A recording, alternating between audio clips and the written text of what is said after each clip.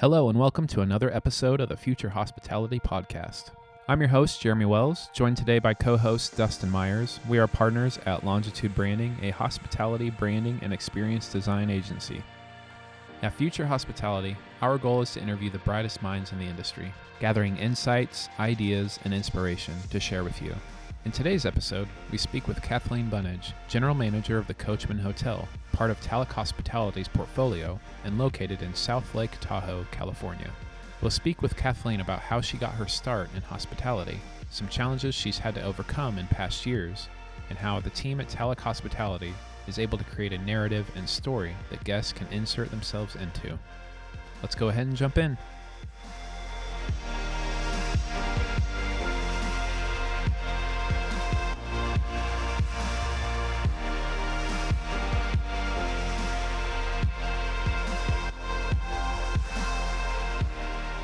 Kathleen, thank you so much for joining us today. We're really excited to have you on the podcast. Thanks. It's great to be here with you both. So I stumbled upon Tallac a little while ago, and you guys are involved in some really great projects and properties. And I just love everything that I've seen so far on your website. And after talking with you, I was really excited to get you on the podcast and give you some time to share some of the insights and success you guys have. And so there's probably some people listening that might not be familiar with you and Tallac. And so could you give us a little brief intro about who you are and what you do? Yeah, absolutely. So I'm sure there are people who are not familiar with us. We are a management and operations support company located here in Lake Tahoe, California. So we were started in order to run the Coachman Hotel, which is a property that we own and manage here in Tahoe. And from that, we really grew to understand that there was a big need as far as management and operations support for small properties. The Coachman began as a 42-room hotel. It's currently undergoing an expansion, but hotels in that small space, in that under 80-room space, are really underserved when it comes to property management and operations support. Yeah, I think that's something that's been growing over especially the last decade, and then even now, we're seeing those smaller properties becoming much more popular. Given this current climate we're in with the pandemic and everything, so it seems like that's a great niche to be in for you guys. Yeah, and it really became something that grew, I would say, from a right place and right time, right situation. When I moved up here and I saw this 42-room hotel and started working with Justin, I was frankly kind of suspect that we could make a 42-room hotel work. I've worked in a lot of boutique spaces, but especially when you're trying to work with affordable price points and you're trying to make something that is really quality in terms of construction and renovation and design, that to me felt like a price point that would be very difficult to find success, or a room count that would be very difficult to find success at. And I think it's one of the great pleasures of my life and also great surprises that we have found a way to get scrappy, get creative, and really build something successful on that base. And as we saw that start to develop, I think is when both Justin and I realized that we had a formula that we were really interested in being able to share, both in more development projects of our own, but also, with other operators who are interested in working in these spaces. Because while the 42-room, that sub 80-room category has a lot of challenges, it also has some pretty incredible ways that you can operate a property and experiences that you can provide for your guests. Yeah, I think traditionally people, have kind of thought that it's very unlikely that you're going to make a great profit with those smaller properties. So it's cool that you guys have kind of cracked that code, and we'll dive into some of that here in a little bit. But I'd like to hear kind of just how you got your start in the hospitality industry. Yeah, well, I think like many people, hospitality was not on my radar. It was not my intention to jump into the hospitality field. I was getting a degree in biology and human biology. And my mom actually at the time was brought in as originally a silent investor in a hotel development project in Portland, Oregon, which is where I'm from. So she got mixed up in that, and circumstances being what they were, ended up taking over as the managing partner of that project. And so I really watched someone dive into the hotel operations space who had absolutely no experience in that. And she did an incredible job putting together the right team along with her management partner to create something that has really had lasting success.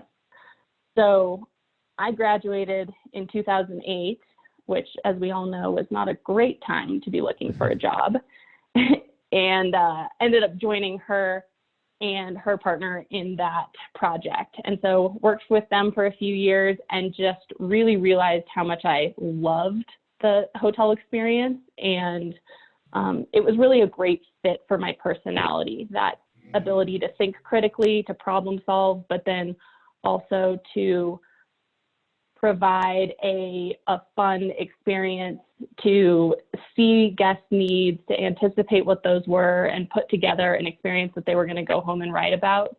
That was a really fun just way of spending my time. And so from there, I decided that this is really what I wanted to be doing, and launched into working for various types of properties, moved around a little bit, working for smaller boutique properties, but then also the larger, more corporate brands, and eventually found myself in San Francisco working at a 500-room Union Square Union Square San Francisco property.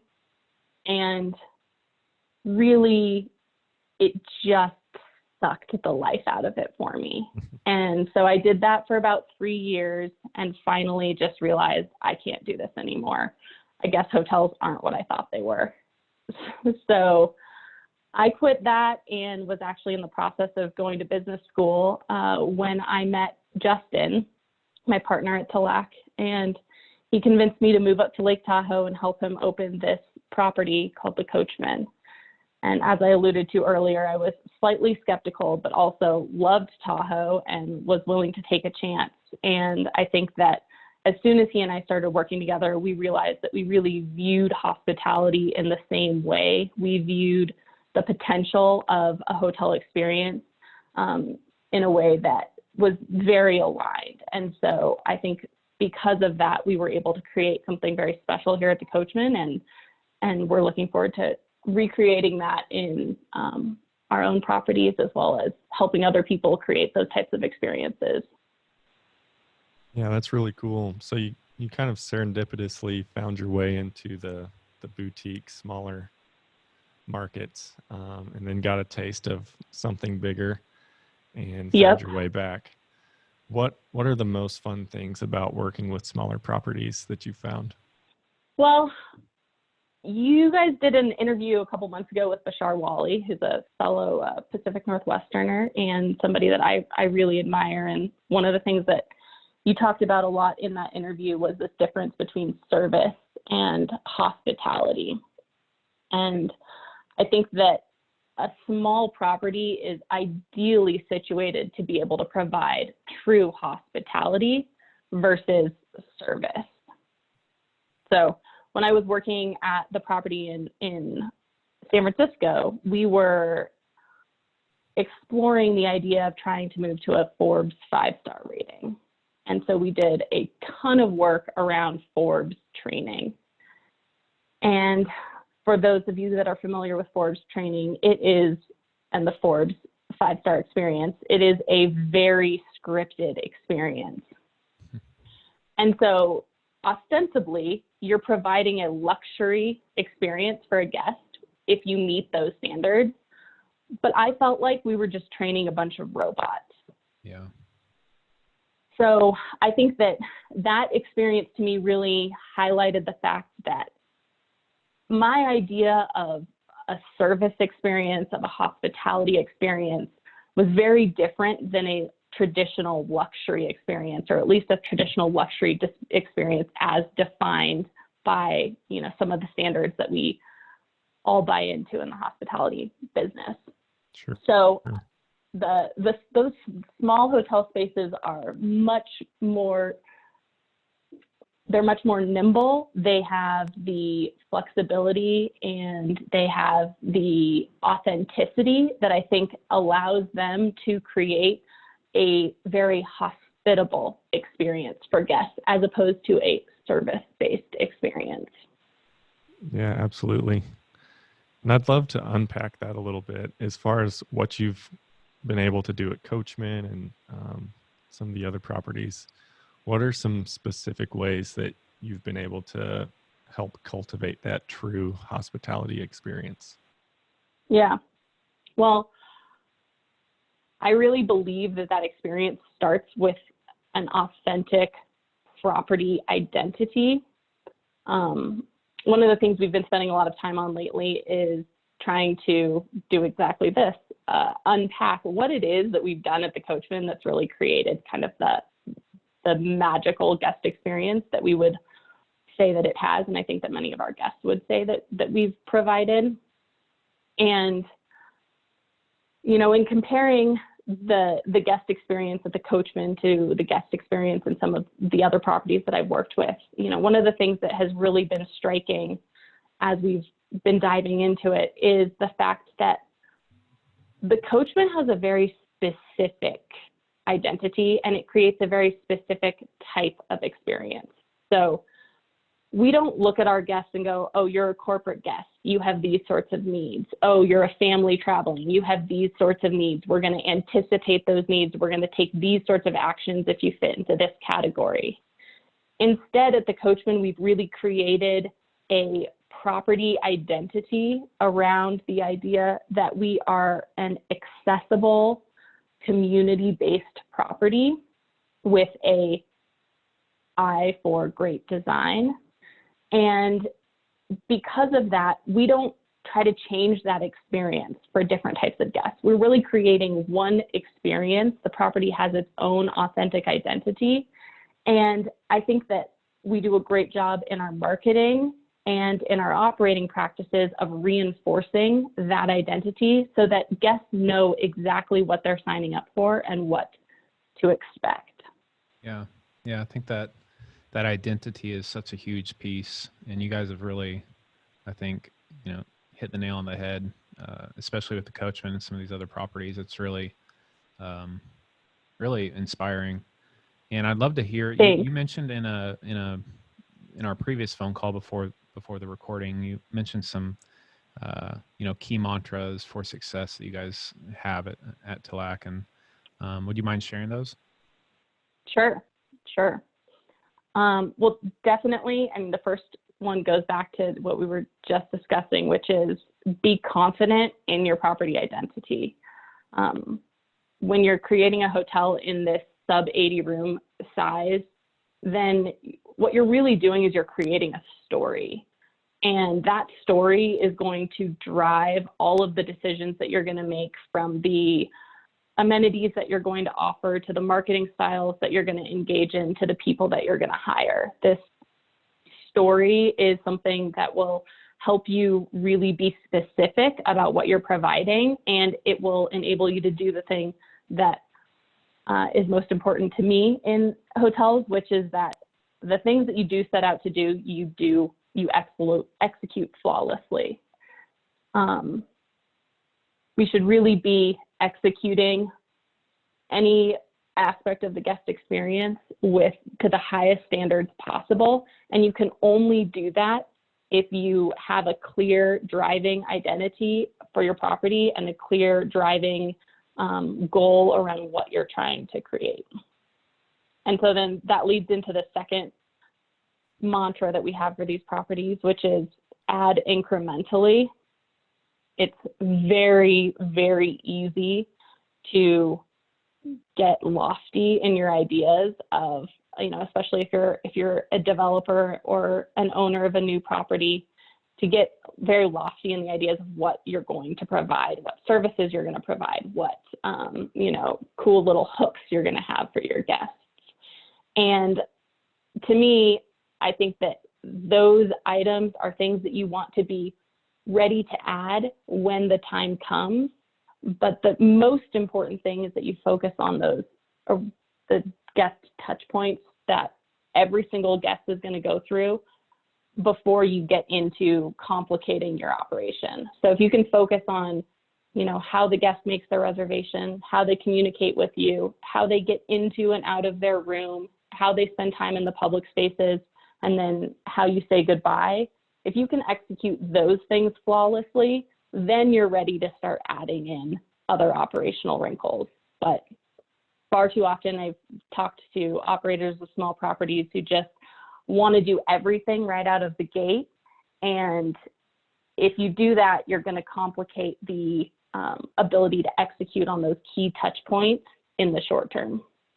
Yeah, as branding people, we love to hear that just the focus and importance on setting that compass from the get-go and understanding who you are and who you want to be, and then allowing all of the touch points and decisions to flow out of that. Well, it also, frankly, just makes things a lot easier, because then you have a guiding principle to go back to. There's a lot of decisions. People don't realize, I think, how many decisions are made every day in the operation of a property, but also, in that development phase. And so if you can clue in on what your guiding light is, what what the identity of the property is what the experience is that you're trying to create, it's going to help you streamline a lot of those decision-making touch points along the way. Definitely. Yeah. The process that the mantras and the experience that you guys are cultivating, like you said, there's so many important touch points for the guest, and you touched on some of those and the importance of that. But one thing I was curious about is, being a management company, obviously, creating a team culture and some sort of good engagement and vision casting for your team, and how your mantras and your branding and your identity that you're building, how that kind of leads your team to be more bought into the mission as well. How do you guys approach that? Yeah. Well, I think that one of the things so as a company, we try to focus on people, places, and personality. And obviously the people piece goes to not only our people, but also our guests. The places is very specific to the locations that we choose to operate in, and then the quality of the physical locations that we intend to operate. But the last piece, which is the personality point, that's something that I feel like we have really focused on with all of our employees. We don't ask our employees to wear uniforms, which may seem a little bit strange. And it definitely felt strange to me coming from the corporate world when we first decided to implement that. I was very concerned about how that would shape the guest and staff relationship, and whether it would make guests feel confused. What it's done instead is it's really allowed our employees to feel that they are valuable, that who they are is important to the operation of the property, and who they are is important to what we're trying to create as far as a guest experience. Those employees come to work every day in whatever clothing makes them feel best, and they get to stand at a bar, behind a desk, out on a patio with guests, and have the types of conversations that you would have if you were just meeting a person at a bar, on a patio, during your stay in Tahoe. So I think that it really helps to solidify this idea that our guests, or that our employees, are valuable just the way that they are, and that we want them to contribute their own unique personality and their own unique aspects to our guest stays at the Coachman. Yeah, for sure. So I know that you see a lot of opportunities and potential within smaller properties. From an operational side, what are the main challenges that you've seen, and how have you kind of had to work to overcome those? Yeah. Well, there's there's kind of two pieces to this question. I think the biggest challenge to operating efficiently and therefore being financially successful often starts before the property has even begun development, and that's in the underwriting phase. You need to be honest about what sort of NOI margins a property of this size is going to return. It is definitely harder to be financially successful at these smaller sizes. And therefore, I think when new developers or new owners in this space get out and start doing their research and learning about, industry standards for expense ratios and such, it's very easy to think to just apply those industry standards to the small property space. We have a little bit of a different way that we think about that. And we understand the fact that there are certain areas where you are going to spend more relative to your property's overall revenue when you're in this smaller space. Mm-hmm. So if you start off on the right foot by being honest with your key stakeholders, by being honest with any, debt service that you're going to take on about what you need to do to be successful, that is going to it's going to set you up in a way that you don't feel like you've overpromised and underdelivered right off the bat. And as an owner, as a developer, as an operator, that it's really important that you feel successful and that you don't feel like you're trying to play catch up, because as soon as you start feeling like you have to play catch up, you will find yourself cutting corners and seriously hurting your guest experience. Yeah, I've heard in other interviews with, people that manage smaller properties and have some experience with that, like it's sometimes really difficult to add a lot of revenue drivers to a smaller Mm-hmm. property. And so I've heard that, and I'd be interested in your thoughts on this too, but is smaller properties, the opportunities a lot more centered around increased efficiencies and just adding a tremendous amount of value to the guest versus just trying to add a bunch of different revenue, opportunities? Well, two things. Yes, the basis, I would say, is absolutely operational efficiency. So that's something that we focus very heavily on. And the main driver of operational efficiency in this day and age, obviously, is the technology that you choose to use. Mm-hmm. It is extremely important, that small properties are choosing technologies that integrate seamlessly, because we don't have the luxury of going out and getting an enterprise solution. We have to patchwork together small solutions that ideally integrate, because if you're getting a guest communication platform from one location, and then you're getting a point of sale software from somewhere else, and then your property management system lives in its own universe, you have to take your employees' man hours to get the information back and forth between all of those tools. And that does two things. It introduces the opportunity for human error, obviously, but more importantly, it sucks time from your employees away from what they really should be doing, which is they should be chatting with your guests. They should be pouring them a beer. They should be, leaving something in their room. They should be just asking a guest how the hike that they went on the day before was. And if they're sitting there having to manually input information, that is going to be a really big detractor from their ability to create the kinds of guest experiences that we're looking for. Yeah, definitely. I see the huge opportunity and value of that in these size properties. Yeah, we're working with a few different small operators who are trying to create these small properties where we have actually come in to provide them some of the back office services. Because I think, the thing that we noticed we struggled with the most at the Coachman were some of those key, kind of behind the scenes roles like bookkeeping and financial reports.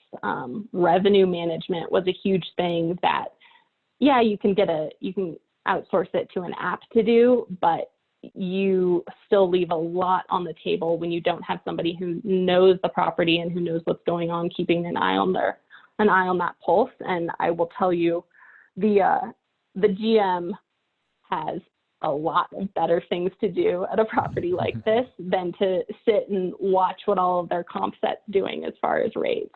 So, that's one of the areas that Justin and I are really excited to be adding some value and helping to support and facilitate the development of more of these smaller properties, because those back office areas they're the ones that are key to being financially successful, but also they're the least demanding in the immediate moment, and therefore often get put on the back burner. Yeah, you've mentioned a few things that you guys, and Justin, are looking forward to with Tallac, and kind of the future of what's on your plate and what's in your pipeline and things like that. But can you kind of give us some insight or details about what's in store for you guys? Yeah. Well, obviously, in this new COVID world, we have experienced some changes, as many people have. We've definitely had a big rock thrown in the hospitality pond over the last couple of months. We are very excited, though. We've kind of run the gamut of the projects that we had in development. We've had some that have just come straight off the table. We've had others that have been delayed, and then we have some that are just moving forward full steam ahead. So we're very excited about some of our own development, and obviously this process of taking what we've learned from the Coachman and going to out to some new markets that we're really looking forward to being in, and seeing what kind of an identity and experience we can create at those locations. But then the other side of it that we're both extremely excited about, as I mentioned, is just some of these new operators and partners that we've been working with who have incredible ideas, who have a ton of passion for this space, and who are really interested in creating these sorts of very, intentional, design-driven, small boutique hotel assets, and we're really looking forward to helping facilitate the back office side of those properties in order to see them realize their new goals and their visions. So hoping to see some really great projects of that nature come online in 2021. Yeah, definitely. I am so curious on your guys' projects page on your website. You have the Winter Garden project. What can you tell us about that? Orlando has a large kind of network of small towns around it that kind of create the mass that is Orlando. One of these towns is called Winter Garden, and it is a adorable town.